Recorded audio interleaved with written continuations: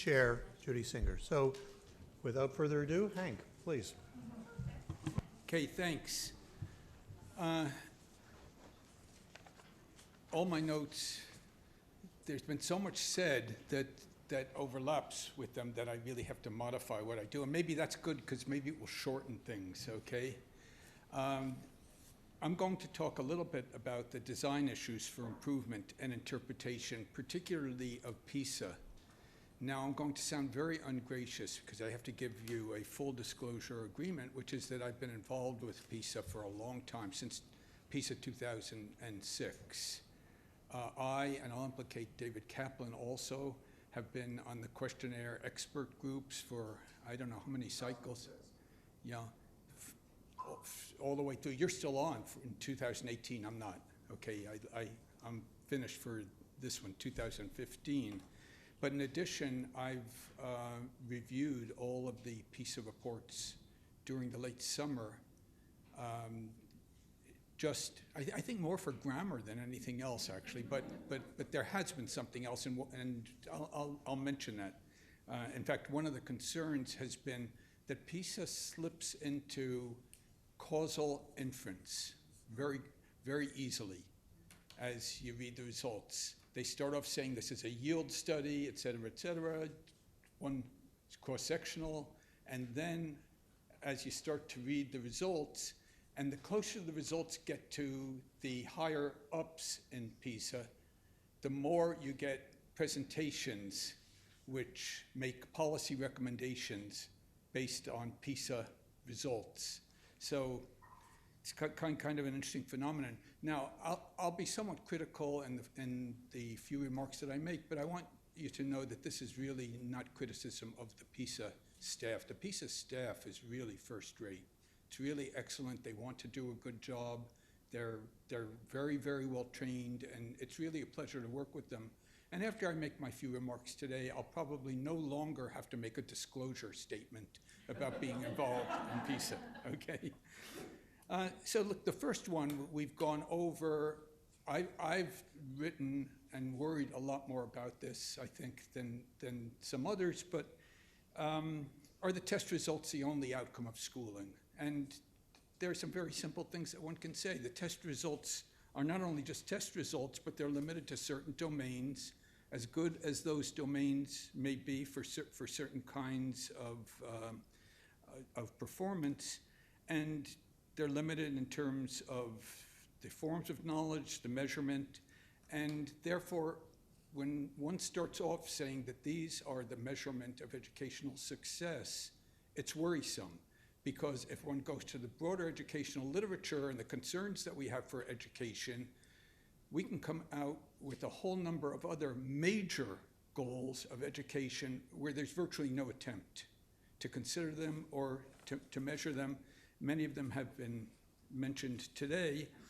I'm particularly concerned that knowledge doesn't lead to the only productive forms of behavior, but there are social and emotional characteristics of individuals that's getting much more attention today in the US. We're seeing much more concern about measurement, about using these to look at, to incorporate them in causal models.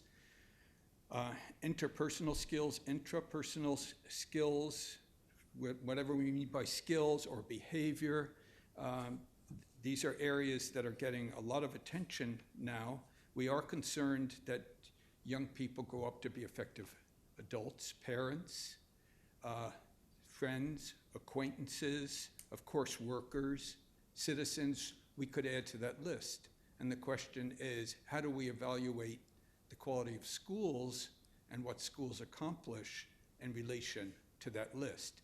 There's a lot more work to be done. There's a lot of definitional work to be done, a lot of measurement work to be done.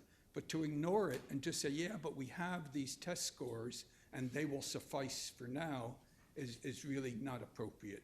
And PISA, quite frankly, really emphasizes that, not so much by not recognizing in the breach other kinds of things, but in fact, in the very forms of the PISA reports and the message that they give to the media to citizens and so on and so forth.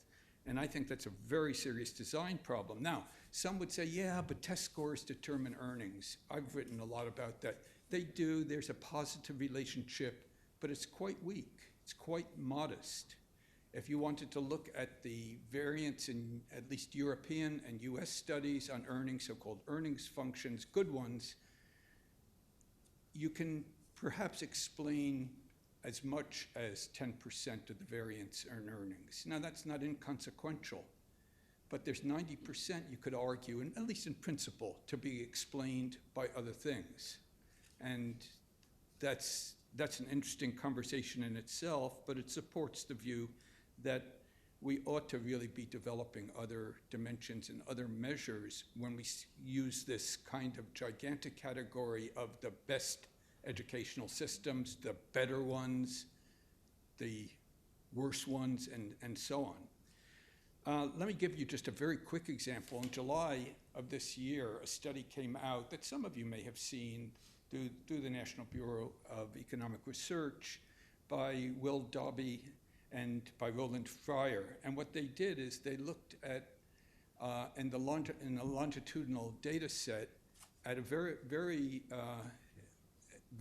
interesting, well, actually it incorporates almost all of the charter schools that were in existence in the time of their study, and with follow-up into post-secondary education and into early labor market results. And what they found was that the so-called no excuses schools did better than public schools with comparable students. What they found was that the more traditional charter schools, which are the majority, did worse. Now, this is in achievement, student achievement, just student achievement. They found that for the no excuse schools, which quite frankly are largely test prep, my interpretation, test prep machines, that they did get higher test scores and that they were more likely to get involved in some level of post-secondary education. But they found no difference in earnings, in early labor market earnings for the no excuse schools with their higher test scores, and they found worse results for the more traditional charter schools in terms of employment and earnings. So again, we have to watch that very carefully. Using test scores and simply making the assumptions that they lead to better labor market outcomes, and in some cases, much better results. That's to be looked at more carefully at the very least. I think that up to this point, most of the literature raises serious questions about that. Again, I want to mention that there is a modest relation, but it's not the dominant one that most people think of when they think, oh, I've gotten higher scores and that's going to lead to something. Now, the second question that I would raise on the PISA design is which schools and school features account for success of the students presently in attendance? And it assumes that the present schools first are the ones that students attended to determine the educational outcomes. And as you know, PISA is a cross-sectional study that looks just at students at age 15. They're typically in more than one grade. They can be in 2 grades. It doesn't take account of previous educational experiences, and these students have, 8 to 9 years of previous educational experiences that might account for some of the differences in achievement. But then again, if school features were time invariant, as economists say, then we could just assume that the schools that they're going to are the schools that experience them, perhaps. It's a real questionable assumption because they're going to a different kind of school now. They're moving from lower schools to high schools, basically, or at least at the beginning of the upper level of high school. But let me just give some data. These data are not generally available to my knowledge, but when I worked on PISA and the OECD, I kept requesting them, and finally someone sent them to me anonymously. So I have the data, I've shared them with David Kaplan, of the 2009 PISA in terms of how much time a student was in the school in which he or she was tested. Okay, and let me just give you some quick summary. For 13 countries, this is, for 2009, there were, I think, something like 60 countries in the PISA sample. 13 of the countries, for 13 of the countries, more than half of the students had been there for less than 1 year. Now, less than 1 year, the testing was largely done at the beginning of the school year. October, typically, I think, October, first week in November, or the spring. Then there was spring testing in schools that had a different sequence. I don't know, you're shaking your head. But you can come back and explain that. Oh, yeah. Yeah. The point is, let's stick with the for less than 1 year, then we get around that issue. And so that's the data set for those students. The school that they're in, they've been in for less than 1 year, but they're age 15. They've had a lot of schooling prior to the school that they're in. You agree on that, right? How about schools? Let's say we set a criterion if they're in the school for at least 3 years, then we think that the school that they're in might have had an effect. Still doesn't solve the problem of pre-scores, how they arrived, but there's an effect. At least 46 of the 56 countries on which we have in that data set showed that less than half of their students were there for at least 3 years. Well, you want to think about that, because the assumption is that in that data set, you have characteristics of schools, you have student results, and even if it's a so-called yield study, cross-sectional, there's something you can say about it. At the very least, correlational. Well, let's think about that a little bit. So what I'm arguing is that there's potentially a lot of error in terms of drawing any relations among the schools with the PISA outcomes. Now, beyond that, of course, these studies can only be correlational. They're not causal studies. They're not longitudinal. And we need to keep that in mind, because everyone here knows that, but when you go to the PISA results and the league tables, they are interpreted as being causal, and inferences drawn from certain countries. For example, we're told to look at Shanghai, where students in families without the residence permits, which are the lowest, the poorest of the poor coming from rural areas, were not included. We found that out later, but the results had already gone out all over the world about the Shanghai system, as if the sampling had been done in the way that would normally be expected. And so there needs to be concern about that.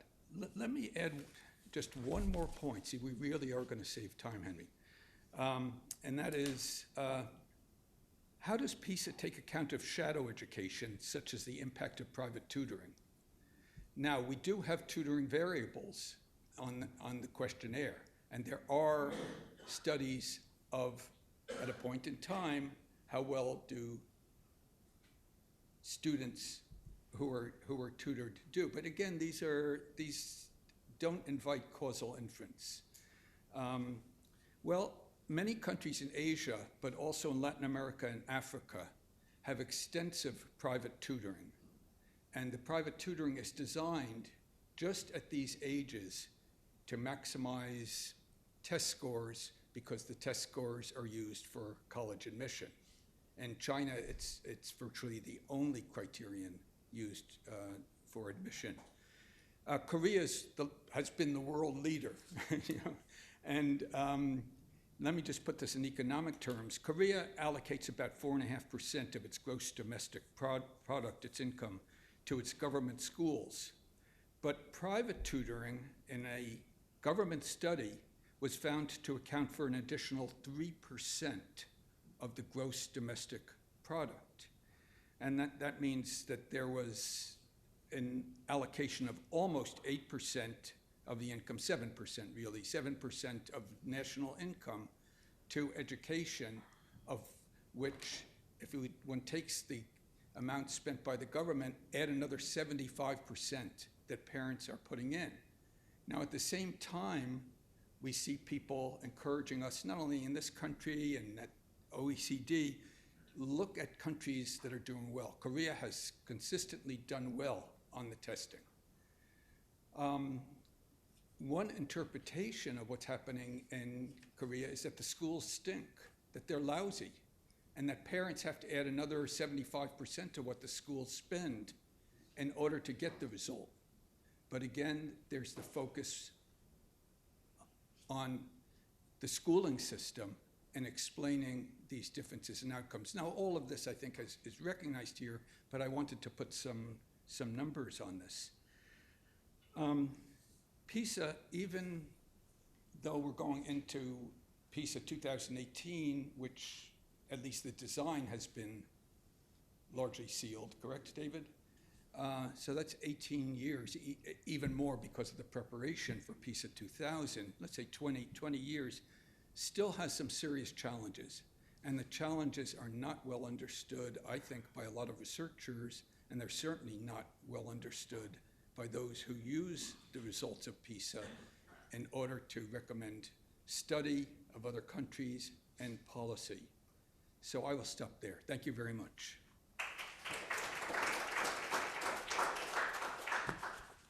So let me invite Norm to return to the table.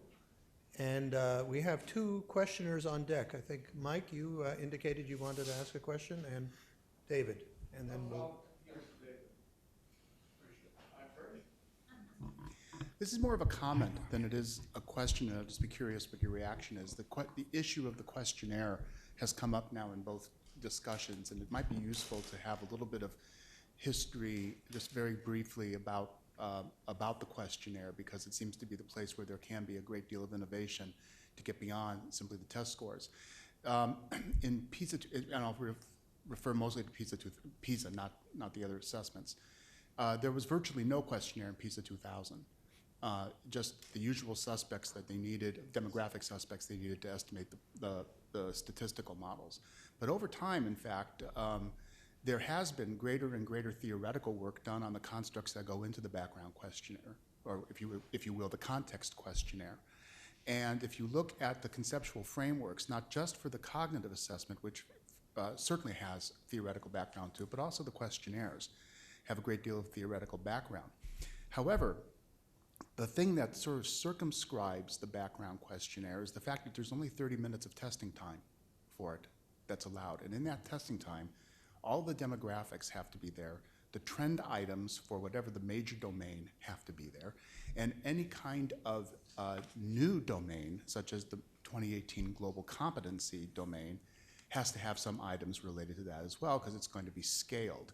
So that doesn't leave a lot of actual room for this. And as my understanding, correct me if I'm wrong, but NAEP is even worse in terms of the amount of time available for getting to the non-cognitive constructs. Now, it turns out that there are certain design things that one can do to improve that situation, but there's been nothing other than complete resistance on the part of ETS to do anything with regard to changing the background questionnaire, because it's being used, as you pointed out, for the estimation of the plausible values. And that's very unfortunate. I think at some point, and I've contributed a little bit to this evidence and other people have as well, we have to get to the point where we focus the innovation not just on the cognitive assessments and so-called 21st century skills, but also on the background questionnaire, and to increase the number of the constructs that we want. There's ways to be able to do this, but it's going to require either increasing the amount of time, which is probably not going to happen, or allow for certain kinds of different designs of the implementation of the background questionnaire.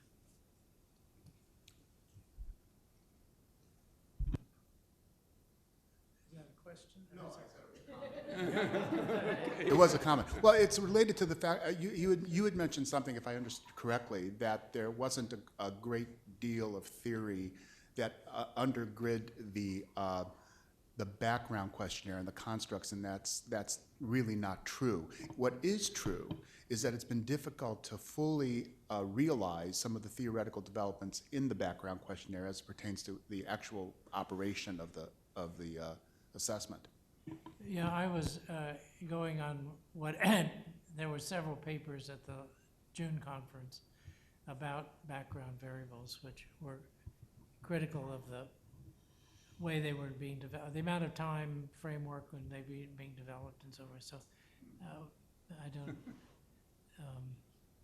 I haven't looked at them in ages, so I have no independent view about that.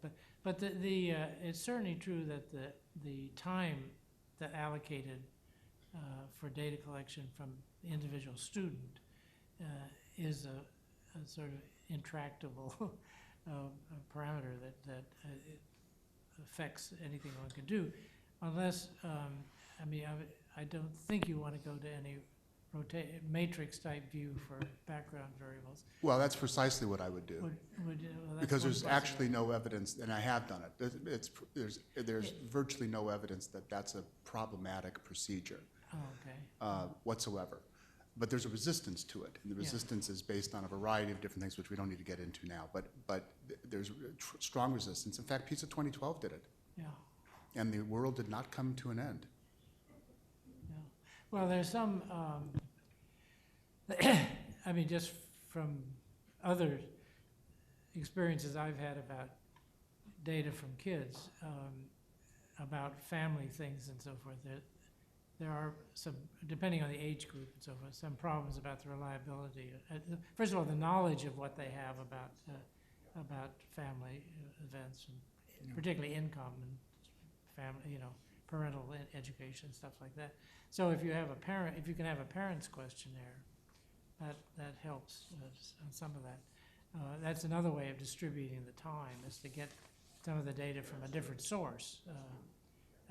PISA's discussed that, to try to use other sources to reduce that amount Was of it, time. I know, I couldn't remember which one had a parents questionnaire. Was it PISA or one of the two? Pearls has a parent questionnaire too, but in the US we've never administered it because one of our challenges is participation rates in these voluntary studies, and resistance or perceived resistance of families to provide the sort of information that we would ask in the questionnaire. But it is unfortunate that we haven't done it, because it actually has really interesting data from all the other countries that have done it. So perhaps someday we can. Yeah, I just wanted to add to that, because I forgot, in trying to shorten everything, that it's important to point out that PISA has not had a teacher questionnaire. Now, we've talked about the importance of teacher characteristics, of instruction, of teaching. Yes, this year it has an optional questionnaire at 2015. I was on the committee, that, as was David. But it has not, that will not come into the main analysis at all, and we may learn something from it. But how do they get the data on teachers? They ask the head of school or principal on all kinds of instructional questions, curriculum questions, teacher behavior and attitude questions, and the other end that they get it from are the students. They ask the students about their experience in the classroom. We've all agreed that the teacher, if we're going to improve education, we have to worry about the teacher, what teachers do, the teacher quality, and so on and so forth. Key variables that are being used in PISA, but they don't come directly from the teachers. Yeah. Michael and then Mark. I would like to ask, again, some institutional questions, because for me, part of the purpose of this is to figure out whether we can come up with some constructive ideas about how to take complex data from these international comparisons and do something that can actually inform the policy world more effectively, perhaps, than we think we have been doing. And so I'm delighted that Norman could be part of this, because not only was he, I think, were you the founding chair of BICSI? Yes. Yes. So the founding chair of BICSI, but then you also participated in this more recent extravaganza of the NRC that ended up with the evidence report, Ken Pruitt's wonderful report on this. So I want to ask you two questions based on these experiences, Norman. One, if you could say a little bit more about recalling the kinds of interactions that Bixby had with its principal client, which was NCES, I believe, although NSF got into this at some point also. But your principal client were staff, and I think highly skilled and knowledgeable and experienced staff in the agencies.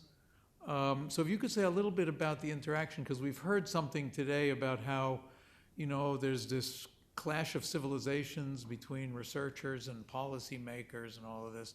And you were actually involved in that, so help us with that. And the second related question is, today, the field is a lot more crowded. There's a whole lot more, there are a lot more people, organizations, and others giving advice to the government. We just heard from Sean, he has a data set with 250 million items or whatever, an N size of 250, I think that's what he said, which is stunning. There's lots of people with data, and there's a huge amount of information that's flowing. So in that light, what would you recommend as an institutional arrangement to help people on the demand side make sense out of all of this stuff coming to them? Well, actually, Bixby, you could either say broke some ground or broke some rules for the National Research Council, because as you well know, when you're a board or a committee, so you're to keep distance from the client, and you do your work and you make a report and you hand it over and so forth. Well, the time pressures for the development of both at that one and the computer side, but also with TIMS coming up. NCES wanted more real-time advice, and they wanted and this is essentially against Academy rules. So I essentially broke the rules in ways that I told the Academy people, if you don't like it, you can fire me. But what we did was to invite Emerson Elliott, who was the head of NCS then, and the senior staff people working on the comparative studies to come to Bixby meetings. And so we would discuss the issues, the design issues, in front of them, essentially, and they listened, so we didn't, and they took away from that what was emerging as a consensus among the people. It was a heterogeneous group of practitioners, researchers, and so forth. So it was very much a kind of, in practice, a kind of giving, real-time advice about issues that came up, and they came up in the form of sharing proposals from the investigators or whoever was applying the money for how to do things. And I think I went to a couple of meetings of the IEA group putting together, I guess it was I don't remember which one it was in the Netherlands. And we just worked on a kind of, as I say, real-time basis of advice. Obviously, they didn't have to take it, but they seemed very receptive to it, and I think took all of our advice. And we essentially advised them not to do some things in terms of the kinds of tests of various sorts. And as I mentioned, although I think this may have happened later after I stopped being chairman, being member of the committee, actually advised them not to fund a couple of studies that were being proposed at various sorts. And then later on, there were several other, I mean, we put together this basic document, which was kind of in the report in the more traditional academy sort of things, but it became a publication in which it sort of laid out the justifications for studies, and there's more or less the lines that Ms. Nolte talked about today about what you could or couldn't get out of these studies, and then I guess near the end of I think the funding ran out in 2002 or 3. There's a final methodological review papers of what had happened in the 10 years or so that Bixie had been going. My sort of suggestion that maybe it might be time to reconstitute something like that anyway is that there doesn't seem to be any overall, I mean, each of the studies that now have gotten themselves sort of institutionalized and I guess expect realistically repetitive funding, but there doesn't seem to be any coherent place for NCS anyway. I mean, obviously the IEA people, you know, go, I don't know in other countries whether there's anything like it or not, but thinking only of our issues, that NCS doesn't, and I guess, is NSF put money into them now, into the comparative studies? I should know, actually, when I was at NSF some years ago, but my feeling was they didn't. Anyway, and then if there's any interest in my sort of other suggestion that something like that using the states or school districts, if the data that Sean talked about is available, doing something like that with the 50 states or the 17,000 districts or whatever, would give you another way of looking at things, which I guess the background for that was just in the last few years, the sort of anything the federal government does in terms of sort of policy for education seems to be to poison the idea. So the states seem to be much more the places where educational policy gets made these days, and I think at least I've lived in a couple of states, and the educational policies seem to be pretty different in those states, and the achievement seems to be different, and at least the range is big enough that I would think you could learn very interesting things.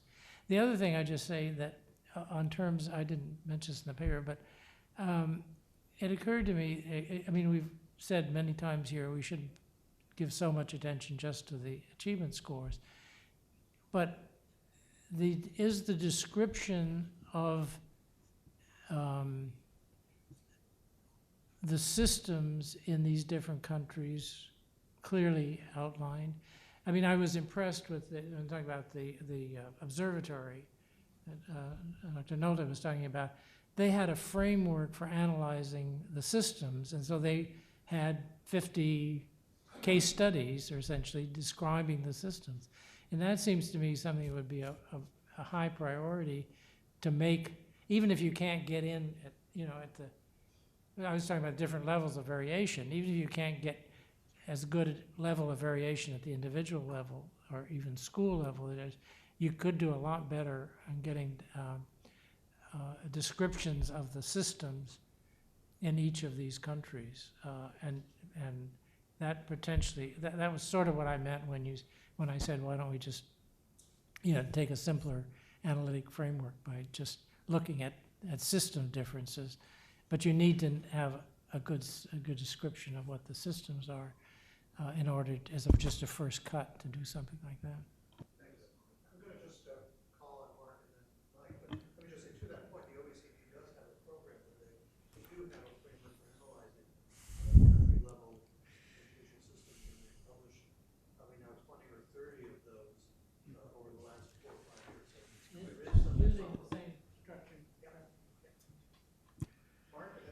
I'd like to correct a piece of the record. Hank implied that Shanghai achieved their remarkable performance on PISA by, in effect, ignoring part of the PISA survey protocols, which is to say that a surveyed state is supposed to survey all 15-year-olds.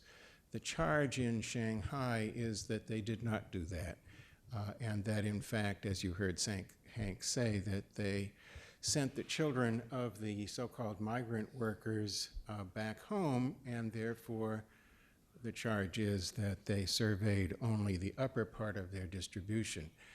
The fact is a little different. In China, the benefits one receives from the state are mainly benefits that you receive from your province. That is not your locality and not the national government, but your province. You are registered to a province. If you and your family leave that province, you are not entitled to the benefits provided by the province you go to unless they agree to register you in that province. Most of the people who actually built Shanghai, literally built the buildings, the highways, the airports, are migrant workers who came from the central part of China. They are typically very poor, largely uneducated, and they worked like hell. They constitute about 40% of Shanghai's population.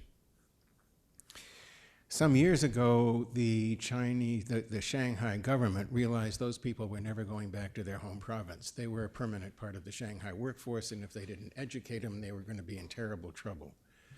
But the Shanghai government was also very concerned, as was the national government, that if they if they registered everybody, Shanghai and the other major provinces on the east coast of China would be totally overwhelmed.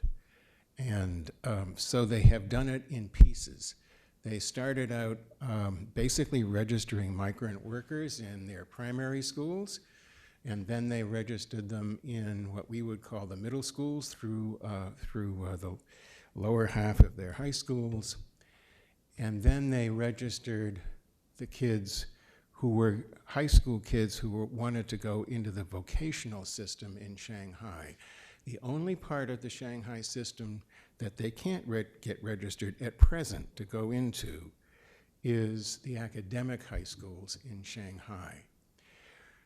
As you heard Hank say, if you're a 15-year-old in a surveyed state, that may mean you are in one of two grades. That is the case in Shanghai.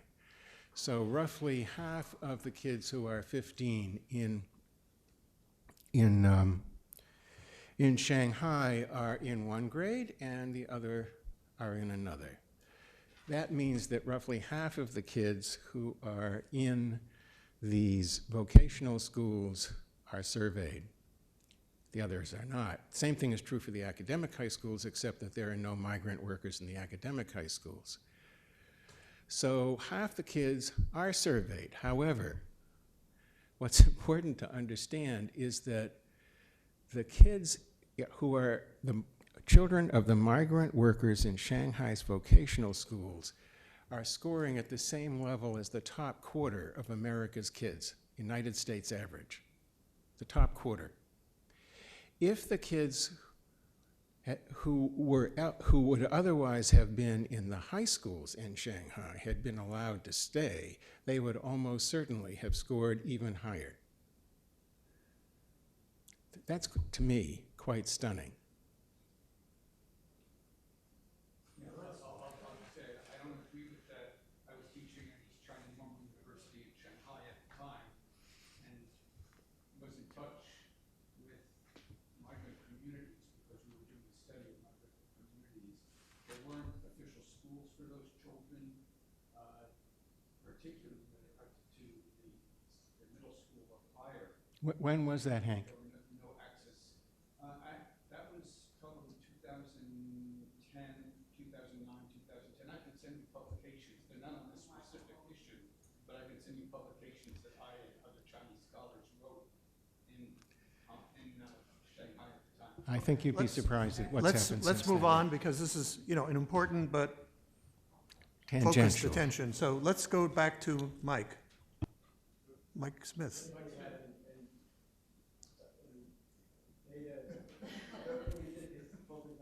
Well, Mike, you've got to talk to your, Mike.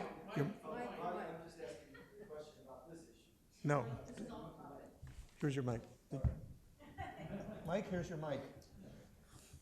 No, I didn't want to, I didn't want to ask my questions. If we'd already, if there was somebody in the room who's got a really clear picture of this and It's okay. works, okay, all right. So I was, I followed Norm as chair of that board, and it was a different time, however, than it is now. PISA didn't exist. Gordon Obbach was on the board. He was with them all the time in their planning. He'd go all over the world when they had the planning meetings. So we were integrally involved in the work of the IEA and its provisions. Sorry. Right. And so I mean, and I actually was also on the board at OECD during the time when PISA was okayed by the board. I wasn't there when it existed because that was later, but during the Clinton days, I was the person who represented the U.S. on that board, my instinct is that something like what Norm is suggesting could be very valuable in the United States. We'd have to go at it thoughtfully. We'd have to work with the groups in different ways, I think, because I think the IEA, the new IEA, the TIMS IEA, whatever we're going to call it, it would be easier to work with than PISA, but we have a person on that board from the United States, from the Department of Education, and we have a person on a secondary, it's called SERI, which is the kind of the research arm of OECD for education. We have a person on that board, so we have two people there who could represent us and be possibly, well, they'd be government officials, so they wouldn't be on the board for the academy, but they could come to the meetings and talk, and we could think about different ways of them representing us in those settings. So, I think there are ways of taking this idea and making it more like it was in the late 1980s and very early 1990s. Okay, thank you. We have time for one more question. The back?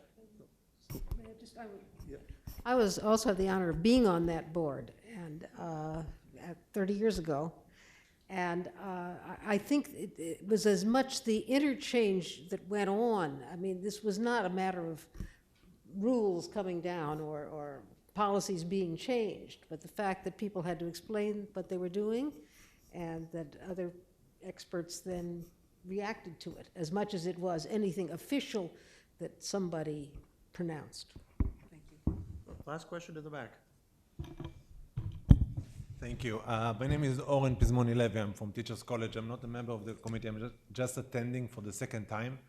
And I want to link the discussion that we had that you had in June, and that the issue of why are we doing this? Why are we having this assessment all the time? And that was one of the questions that Professor Zinger had last time.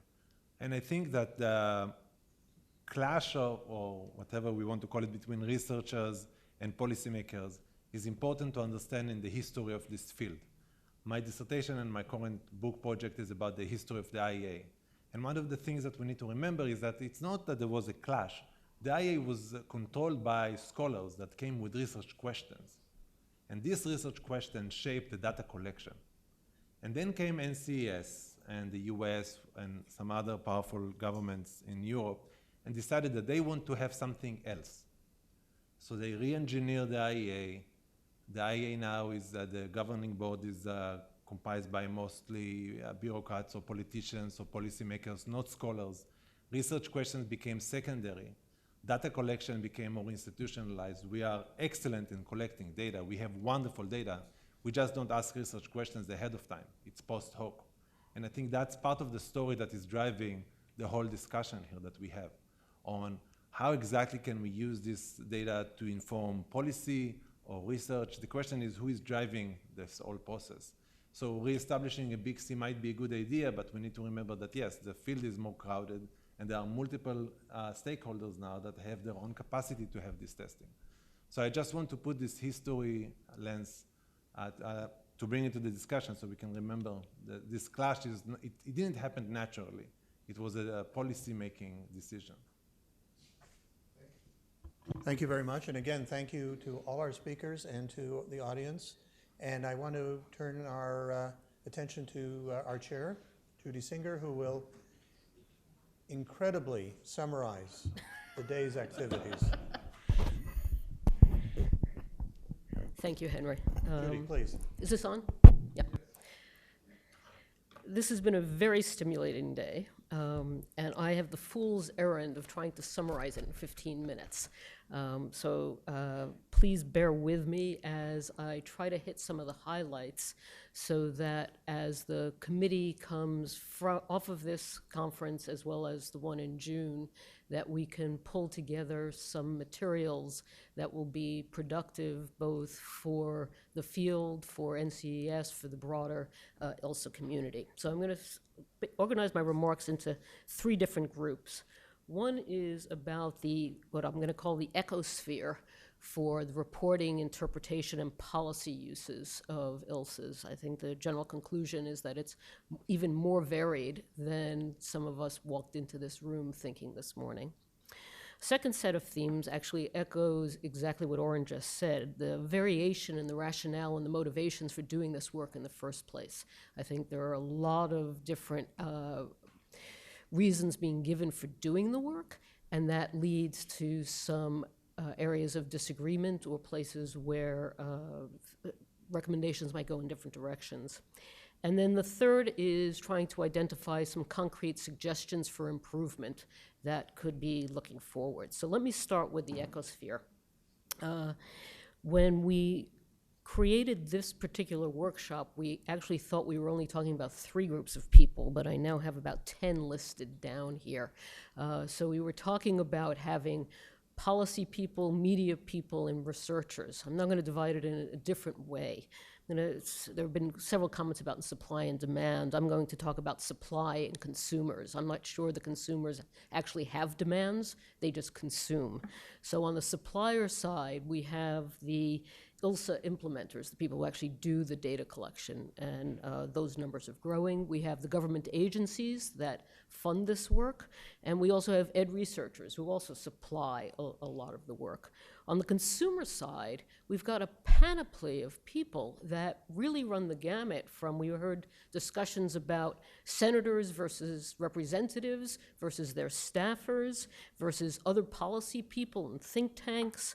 You've got ed researchers and scholars again. They're the only people who are actually on both sides of the equation, both producing the stuff and also consuming it.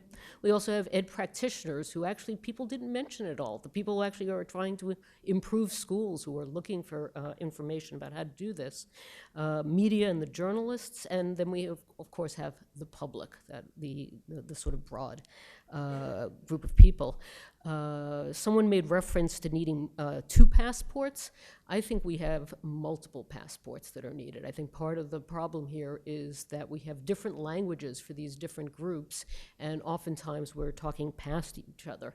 So the kinds of communication gaps that we heard mentioned throughout the day are something that we need to think seriously about, how we can take educational researchers or people who are producing ILSAs and producing results in a way that are consumable by the various constituencies who would be interested in the work.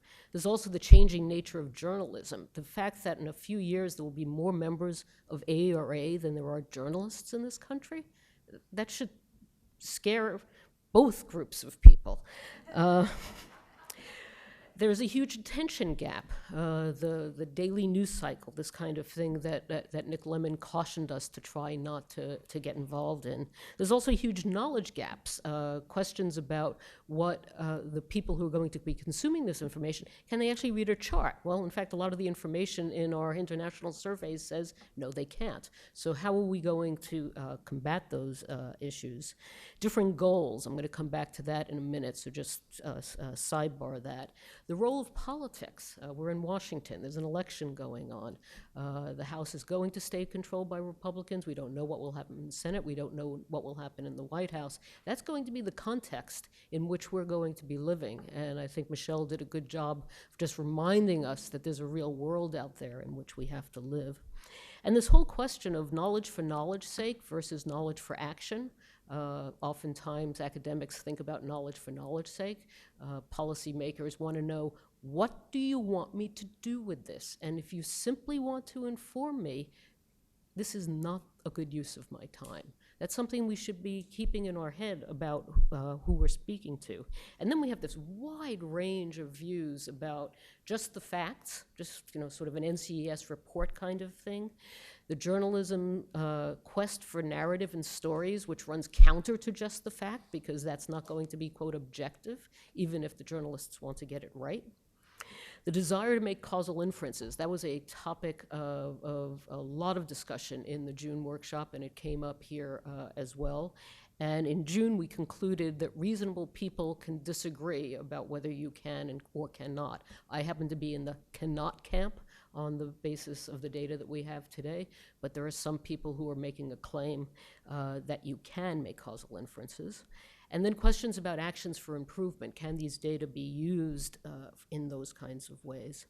And the question of varying timelines, the kind of what do you need to know now versus an academic who is starting out his or her career and is going to build a lifetime of work on the basis of these data, and what the kind of feedback loops that you need in order to succeed, because after all, we all have employers or funders, and those people actually determine the feedback loops. In terms of the variation in the rationale and motivations for doing this work, why are we doing it? I mean, there is this question. We've been doing it, so we keep on doing it, but I think we do need to reinvigorate this question. What for? What is the purpose? This has been going on for, roughly speaking, 50 years. We heard from Jack earlier today. They're not only here to stay, they're going to be more of them. So, watch out. This is not going away.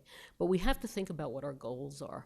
And in listening to today's presentations and reflecting back on the June workshop, I'm reminded of a lesson that I teach in every statistics class, which is you start with the questions and then you get the data. And there's a fundamental problem with ILSAs, which is you start with the data and then you go fishing for questions. And that very nature, that reversal and cycle, is part of what gives everybody agita. Because some people, and maybe there was a time when the IEA was composed of researchers and there really were questions guiding the work. I think that probably sounds a little bit more Pollyannish than it really was. You're going to collect the data, then what you're going to do with it. But as long as we've got this backward rationale that we have these data and they're not going to be going away, we need to think systematically about what it is that we can do with it. The presentation that Ellen Nolte gave us from the healthcare world was, as I said earlier, something that you could just scratch out the word health and health systems and add in education and education systems. She offered us an analytic typology, which is very different from a policy use typology. So let me outline the differences. She started out by saying, basically, there's descriptive work. You learn about the systems and the outcomes. There's analytic work. You learn why the outcomes take the form they do. And then there are questions about that why being causal or not. There's benchmarking. The little debate here about Shanghai's performance is basically a benchmarking question. Is the Shanghai performance telling us something about what the educational system of Shanghai offers its students? Or is the Shanghai performance, at least in part, an artifact of sampling, measurement, a variety of other things that go on? That's the benchmarking part. And then there's the developing theory part, which actually got pretty short shrift here. But if we had a room strictly of educational researchers, there would be a lot of theory development that would be coming from this. There, we have some agreement about what that cascade of evidence criteria are. When it comes to the rationale and purposes on the policy side, I think there's a lot more disagreement. And I think just laying that out as part of our report of saying there are some people who think the reasons for doing this are X, and there are some people who think the reasons for doing this are Y. Whole set of questions about tests as the sine qua non, that the performance on a test is in itself telling you something about higher order thinking skills, whether that translates into job skills, whether that translates into the economy. A lot of pushback about whether that attitude is right or wrong. I'm not here to render a judgment. I have a particular view, but there clearly is disagreement about what that motivation might be. Also questions about, can we add in other kinds of measures to these assessments? In a half hour, I'm quite doubtful, but questions about social emotional development, interpersonal relationships, some of the other softer skills that we know do translate into the job market, but which these assessments just don't even begin to get at. So let me close with some suggestions for improvements that I gleaned out of ideas that were offered today. There were a lot of comments about design and analysis that did come up in our June workshop. I'm not going to go into them here, but they are issues about aggregate data, small sample sizes at the country level. These aren't the measures we want. We have repeated cross-sections instead of truly longitudinal data. There's student mobility. We need to deal with those, but I think we spent a lot of time in June doing that. But there is this constant tension between the need to move beyond sound bites, which is what gets the attention, and the need to want a more nuanced understanding of what it is we can actually say with these data. So here are 4 suggestions for improvement that I gleaned. One is we need better ways of presenting aggregate test score data. The slides that Sean showed, in fact, Sean was invited in part so he'd show those slides. It was very interesting to see that you can have data on 280 million students and still present it in a single chart that can be useful. And the kind of visualization techniques that the Times and the Upshot are doing, those are the kinds of things that we could be suggesting that NCES could be developing as tools for presenting these data in ways that would be useful to consumers. Second was a need to move beyond means to distributions to examining variation. There's a lot that was a theme that came up in the June workshop, but I think it kept on coming up in lots of presentations today. Kevin Carey's interesting example earlier this morning about how the K-12 education system in the United States is terrible and the higher education system is terrific is basically a comment on, do you look at the average, which is what the K-12 statistics are doing, or do you look at the extreme and the high-performing research universities in the United States? So this is a conundrum that we need to be working on, but I think one of the things that we could be suggesting to NCES and to other folks involved in the ILSAs is to make that move, to start to think more broadly about how do we look at distributions, how do we look at variation, and what kind of conclusions we can form from that. There were several comments about how can we use this work for the 50 states. We, on the committee for these workshops, have been saying that whatever we come up with for the ILSAs have direct analogs for the 50 states. And I think we should think about how we can celebrate the linkages between those two as opposed to thinking them as separate entities. And finally, this discussion that came up with Norman talking a bit about BICSI and the national board and whether there is a role for a national board or some sort of committee that would take as its role a combination of accreditor and advocate, which is a very strange combination. You know, you're doing oversight, but you're also advocating. And then perhaps it's maybe more collaborative than oversight, but some way in which a group of people who are both knowledgeable but not caught up in particular axes to grind could help move the discussion forward, because this workshop will end, a report will be written, but I think a logical next step is to turn responsibility over to a group, if there's interest and funding, that would carry this torch forward. So it is 4 o'clock. I'm going to take the chair's priority of wrapping up, thanking everybody for sticking with us all day. Particular thanks to the National Academy of Education, National Academy of Sciences for housing us, and a shout out to Naomi Chudowski and my fellow committee members who have made all of this happen. So thank you very much.